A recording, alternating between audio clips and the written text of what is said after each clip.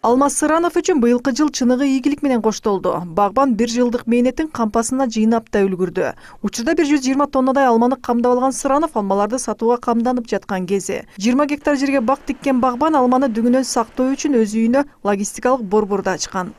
Холодильник логистический центр деп коет экен азыркы тил менен. Ошону куруп бүтүрүп мына 2-жылы киргизип атабыз да. Элге, мамлекеттен ошол негизги жол, чек ара, эл аралык байланыштарды эле жакшы кылып турган болсо, дыйкандар өзүн эптей турган болуп калды. Жергиликтүү сорттогу алмаларды эгип жүргөн Абдывахап Муратов быйыл атайын Польшадан карлик түрүндөгү көчөттөрдү алып келген. Багбандын айтымында карлик алмалары түшүмдүүлүктү 2 эсе көп берет. Бул 10 сотыгынан 14 тонна, 12 тонна, 14 тонна, 20 тоннага чейин жетип берет азыркы.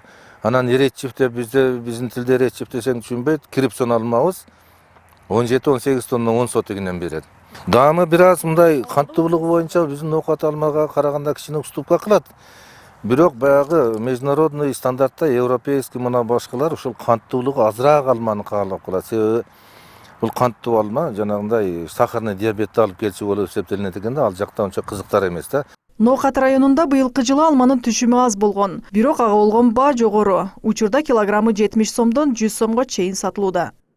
Ири чарбалар жоктугунан инвесторлор келген менен бизде ошо инвесторлор сураган көлөмдөгү алмаларды башка нерселер эме кылыш кыйын болуп атат, бирок аракет болуп атат. Азыр бүгүн барып көрүп келген жерде логистикалык борборлорду куруп туруп ошонун логистикалар борборлору бириккен болгон болсо, жанагы көптөгөн көлөмдөгү алманы, жашылчалар, башка нерселер сатканга жетишебиз деген ойдобуз.